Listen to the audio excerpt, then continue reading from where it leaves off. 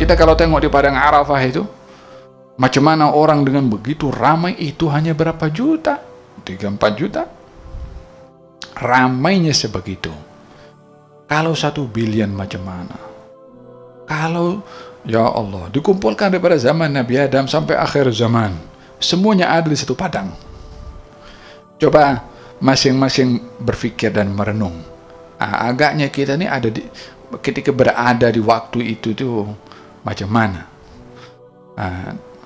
Nak merayu kepada siapa? Nak pergi kepada siapa? Nak minta tolong kepada siapa? Kalau kita tidak manfaatkan umur yang kita berikan ketika ada sekarang untuk beramal yang menjadi wasilah untuk mendapatkan rahmat dari Allah Subhanahu wa taala nanti. Faham tum sejauh entah berapa kilo mata, mungkin tak tahu entah berapa banyak sejauh mana mata memandang jumlah orang yang akan dikumpulkan muhtiina ila da'i. Masa itu masa mereka keluar daripada kubur masing-masing, muhtiin, tunduk mereka. Tak ada yang angkat kepala, tak ada yang berani bercakap, tak ada sesiapa pun yang khalas, yakni situasi keadaan yang begitu menakutkan. Muhtiin, khudu, takut, khusyuk, semua tak boleh bercakap. Ila da'i, kepada yang menyuruh, tugasan yang diberikan oleh Allah Subhanahu wa taala kepada malaikat untuk membawa. Muhtiina ila da'i yaqulul kafirun, mereka berkata orang kafir, yaqulul kafiruna muhtiina ila da'i yaqulul kafiruna hadza yaumun azir, ini hari-hari yang sukar, hari yang sulit. Ya, di sana baru cakap sulit, di sini dia kacau orang. Di sana dia menyesal, di sini dia zalim kepada orang. Supaya tidak mengatakan nanti hadza yaumun asir, ini hari yang sulit, di sini jangan bikin sulit orang, jangan kacau orang, jangan zalim kepada orang. Wahakadha, keadaan orang nanti ketika dibangkitkan oleh Allah Subhanahu wa taala di hari kiamat, mereka akan dalam keadaan takut, dalam keadaan risau, menyesal atas perbuatan mereka. Ingat semua apa mereka lakukan ketika berada di dunia. Mereka menyesal, mereka ingin kembali.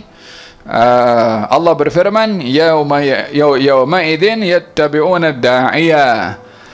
Nanti di hari kiamat, orang itu akan ikut kepada yang menyuruh, baik itu daripada kalangan malaikat ditugaskan oleh Allah untuk membawa semua orang yang baru keluar daripada kubur masing-masing. Bumi tidak lagi seperti bumi yang kita lihat.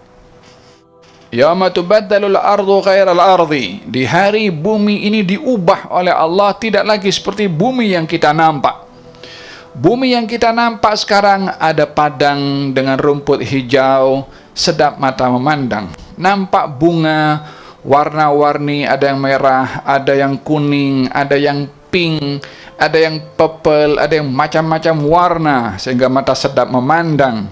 Kita melihat air sungai yang sejuk, kemudian suaranya yang sedap untuk didengar. Kita lihat lautan, kita lihat bangunan. Oh ya, saat ini kita lihat macam tu.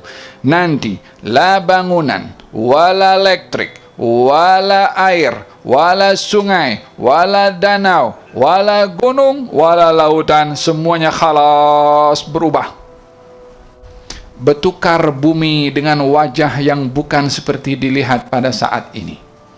Yauma tubaddalul ardu ghairal ardi, diganti, diubah oleh Allah Subhanahu wa taala.